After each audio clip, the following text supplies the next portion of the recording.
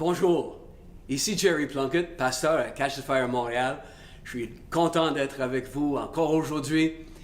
Si vous n'avez pas encore eu la chance de regarder le message d'introduction à cette série, c'est disponible sur notre chaîne YouTube et je vous le recommande fortement. On a vu la semaine passée justement comment vivre heureux est possible. Comment vivre heureux est quelque chose qui a un impact positif sur tous les aspects de notre vie et même notre santé physique, notre santé psychique.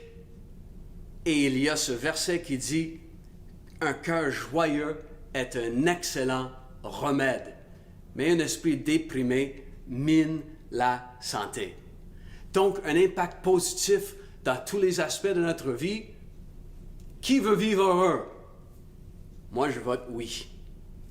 Il y a une étude qui est sortie cette semaine, réalisée par un groupe qui s'appelle American Worldview Inventory, qui révèle que la grande majorité des Américains croient à l'existence de Dieu, ça on le savait, mais parmi eux, il y a des dizaines de millions que même s'ils croient à l'existence de Dieu, ne croient pas que Dieu s'intéresse à leur vie. Mais je suis ici pour vous dire que Dieu s'intéresse à notre vie et il s'intéresse à notre bonheur. Et je veux commencer par une histoire aujourd'hui qu'on regarde dans l'évangile de Matthieu. Je lis dans le chapitre 16 à partir du verset 13. Ça arrive dans le territoire de Césarée de Philippe et Jésus demande à ses disciples, « Les gens disent que je suis qui, moi, le Fils de l'homme? » Le Fils de l'homme, c'était une désignation pour le Messie, le Sauveur que les Juifs attendaient. Donc Jésus dit, les gens disent que je suis qui, moi, le Fils de l'homme? Les disciples ont répondu, les uns disent que tu es Jean-Baptiste, les autres Élie, les autres Jérémie ou l'un des prophètes. Et vous, leur dit Jésus, qui dites-vous que je suis? Et Simon-Pierre lui a répondu, tu es le Christ, le Fils du Dieu vivant. Et Jésus, reprenant la parole, lui dit, tu es heureux, Simon, fils de Jonas, car ce ne sont pas la chair et le sang qui t'ont révélé ça, mais c'est mon Père qui est dans les cieux. On est heureux quand on reçoit de la révélation. Et ça, c'est le sujet de cet enseignement aujourd'hui. La révélation, autrement dit, c'est quand Dieu te montre quelque chose, que sans lui, tu ne pourras savoir par toi-même. Et Simon-Pierre reçoit de la révélation du Père Céleste au sujet de la personne et de la mission de Jésus. Sans cette révélation, les gens voyaient Jésus comme un homme saint, mais un homme choisi, mais un homme avec une touche surnaturelle, mais un homme. Les chefs religieux, les pharisiens ne le voyaient même pas comme ça, c'était un imposteur. Mais il y a tout un écart entre identifier Jésus comme le fils d'un homme et le fils de l'homme. Il y a un écart astronomique. Et ça prend une révélation pour arriver à cette conclusion. Jésus de Nazareth, il est Sauveur et Seigneur. Il est le Messie. Et quand on reçoit cette révélation personnelle, le niveau de notre bonheur augmente. Les gens disent quoi? Les gens pensent quoi? Jésus demande à ses disciples. Mais plus important que tout ça, c'est qu'est-ce que le Père pense? Qu'est-ce que le Père Céleste dit? Ce que le Père révèle, c'est ce qui rend heureux. Et je veux dire que tout ce que Dieu va te dire a pour but ton bonheur. Merveilleux et vrai. La révélation sur comment vivre, la révélation sur lui comme Dieu, comment il est, la révélation du but de ta vie, tout ça a comme objectif de te rendre heureux. Tout ce que Dieu te dit a comme objectif de te rendre heureux. Il existe un phénomène appelé ancrage. Le terme en psychologie, ancrage, désigne la difficulté à se départir d'une première impression, comme une idée préconçue. C'est comme une inflexibilité dans notre façon de penser. Et dans le domaine médical, c'est un phénomène auquel on expose nos futurs médecins, car arriver à un diagnostic qui est juste peut être une question de vie ou de mort. Et une étude récente a révélé comment le bonheur aide à amorcer l'efficacité de notre cerveau et la créativité à l'intérieur de nous. C'est une étude qu'on pourrait appeler le bonheur du chocolat. On a pris 3 groupes de médecins, des médecins d'expérience, et à un groupe, on a offert un cadeau avant qu'ils lisent le rapport médical d'un patient pour arriver à un diagnostic médical. Au deuxième groupe, on leur a présenté un certain problème médical avant qu'ils lisent le rapport d'un patient. Et au troisième groupe, il y avait 0 activité. Et le groupe, qu'on va dire heureux, en moyenne, est arrivé à un bon diagnostic 2 fois plus vite que les 2 autres groupes et était 2 fois et demi moins susceptible à ce phénomène de l'ancrage. Ils ont commencé à penser à l'extérieur de la boîte, si on veut. Et qu'est-ce qui les a rendus plus heureux? Mais avant qu'ils lisent le rapport médical, on leur a présenté le cadeau d'une boîte de chocolat. On ne leur a même pas permis de manger les chocolats au cas où éviter la possibilité que ce soit le sucre qui leur avait donné un avantage. Non, le bonheur nous permet d'envisager les choses différemment, de les envisager selon la vérité, les envisager avec justesse. Et c'est le pouvoir de s'éloigner des idées qui nous attachaient pour naviguer vers des idées meilleures. Et pour Pierre, il était heureux parce qu'il avait reçu une révélation sur la personne de Jésus. Et ce n'est pas quelque chose qu'on va recevoir juste une fois pour savoir qui il est. Non, c'est une révélation qui est constante, pas une fois pour toutes, parce qu'il est le Fils du Dieu vivant. Dieu est vivant. Dieu est là avec toi aujourd'hui pour te révéler qui il est, pour révéler des choses sur sa personne, sur des aspects de sa gloire, les aspects de son amour, la richesse de son enseignement. Il y a tellement de facettes de sa personne qu'il veut te révéler, et c'est jour après jour. Donc le bonheur est quelque chose qui peut se vivre chaque jour quand on reçoit de lui une révélation sur sa personne. Et c'est comme une dégustation de bon vin. À chaque jour, on peut déguster son vin nouveau et découvrir de plus en plus qui est Jésus. Il était heureux, Pierre, parce qu'il avait la révélation sur comment Jésus était Seigneur, sur la seigneurie de Christ. Il était heureux, et on est toujours heureux quand on fait de Jésus le Seigneur de tel ou tel aspect de notre vie. Pierre était heureux parce qu'il avait reconnu comment Jésus était le Sauveur. Et quand on vit ça, quand on reconnaît ça, le niveau de bonheur de notre vie augmente, je vous l'assure. Qu'est-ce que toi, tu penses de Jésus? Peu importe ce que les gens pensent. Mis à part l'opinion du monde, l'opinion de tes amis, l'opinion de ta famille, qui dis-tu que je suis? Jésus te pose la question. Je suis qui pour toi?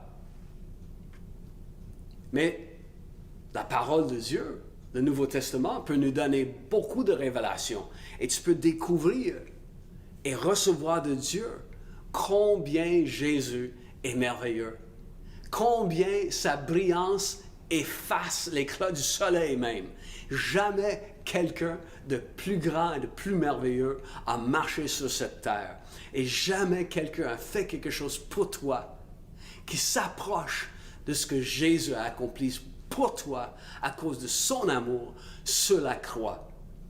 Et tu peux méditer, tu peux lire et réfléchir, et Dieu va te donner une plus grande révélation de qui est Jésus, de sa mission et ce qu'il a fait pour toi. On est heureux aussi quand on reçoit la révélation de ce que Dieu pense de nous. Une révélation pour soi-même. Quand tu te rends compte de ce que Dieu révèle, ce qui est dans son cœur à ton égard. Wow, c'est le Dieu de l'univers qui révèle ce qu'il pense de toi. Et on est heureux. On est heureux quand on voit comment Dieu nous voit. Dieu nous voit pardonner. Je suis heureux quand je me vois pardonner parce que Dieu me le révèle. Je suis heureux quand je sais que je suis aimé parce que Dieu me révèle qu'il m'aime.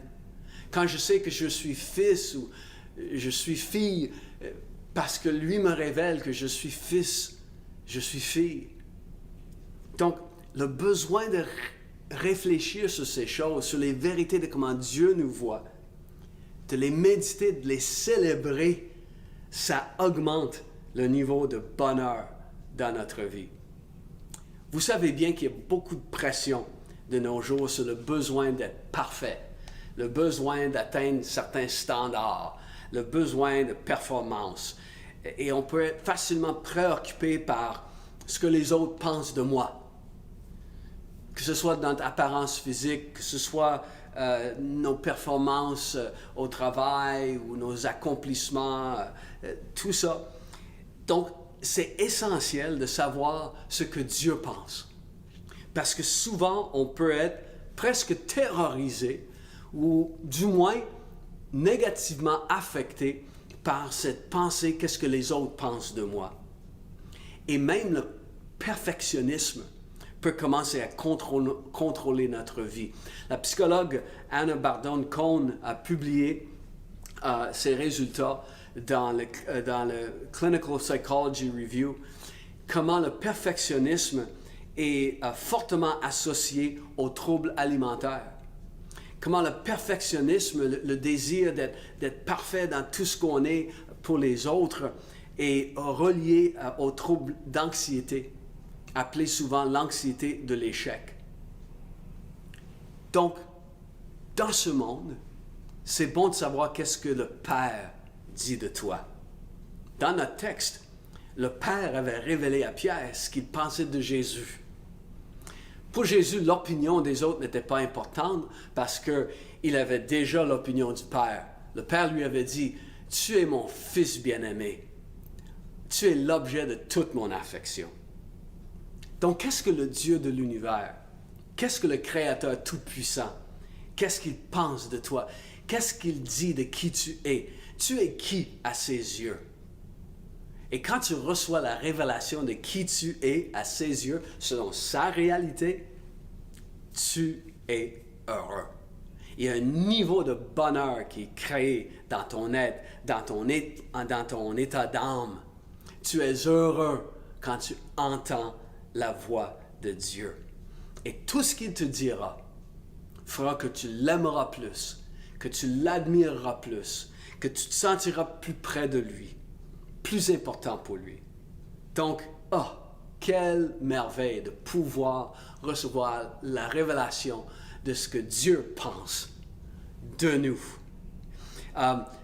Il y a ce passage dans les psaumes qui parle de comment Dieu, le nombre de ses pensées à notre égard, dépasse le nombre de graines de sable au bord de la mer. Il pense constamment à nous. Et ses pensées sont pleines de bonheur, pleines de pensées positives à notre égard. Donc, pour éviter cet ancrage de cette idée première de qui on est, ça prend une révélation de Dieu. Le bonheur vient et ça nous permet de naviguer vers la réalité et de quitter une fausse identité face à qui on est. Et une autre façon qu'on peut recevoir de la révélation, c'est la révélation que Dieu nous donne pour quelqu'un d'autre. Les gens ont besoin d'être rebâtis. Les gens ont besoin d'être encouragés. La vie peut être assez décourageante, assez démoralisante.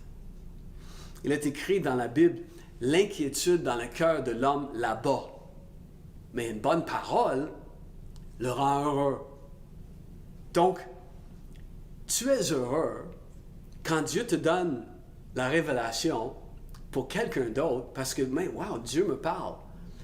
Et aussi parce que tu es en train de pouvoir rendre quelqu'un d'autre heureux. Donc, ton niveau de bonheur va doubler. Et aujourd'hui, on peut aider les gens qui vivent des moments difficiles.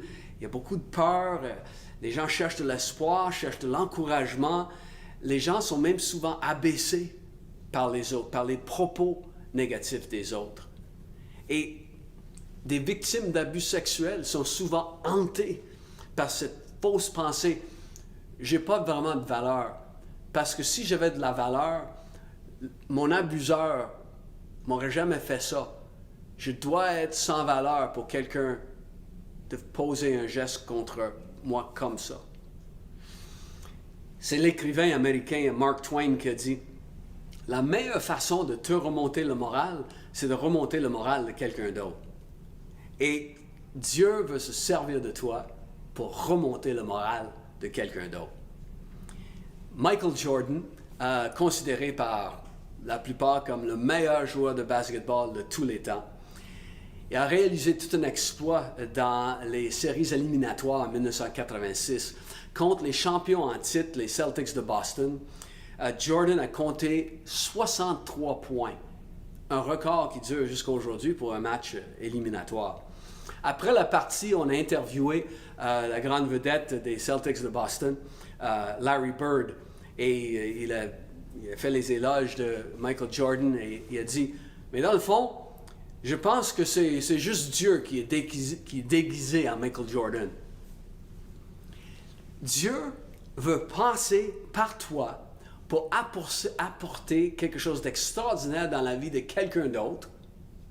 Et ensuite, on va dire, ça c'était juste Dieu déguisé en Jasmine Tremblay.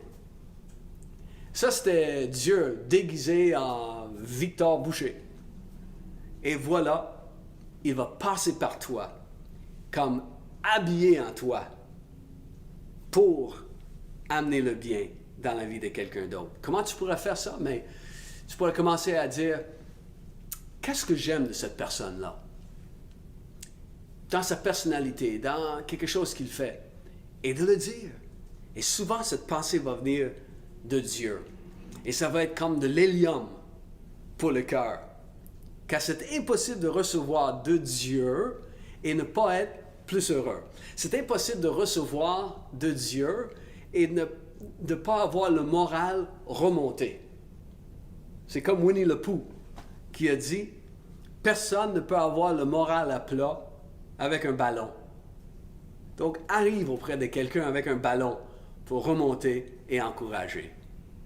Et cette semaine, je t'encourage de prendre le temps pour être heureux, d'investir dans ton bonheur en recevant de la révélation. Demande à Dieu pour une plus grande révélation de qui est Jésus pour toi, de comment il est Seigneur, de comment il est Sauveur, et des aspects de lui, de sa personne, de ce qu'il a fait pour toi. Reçois de Dieu de la révélation au sujet de comment il te voit aussi. Qu'est-ce qu'il pense de toi? Et reçois de Dieu une révélation de comment il voit quelqu'un d'autre. Et communique-lui qu'est-ce que tu reçois. Et tu verras ton niveau de bonheur augmenter, je vous l'assure. Et partage avec tes amis ces enseignements. Dis-leur d'aller voir cette chaîne YouTube pour partager la vie heureuse. Et on va se voir la semaine prochaine.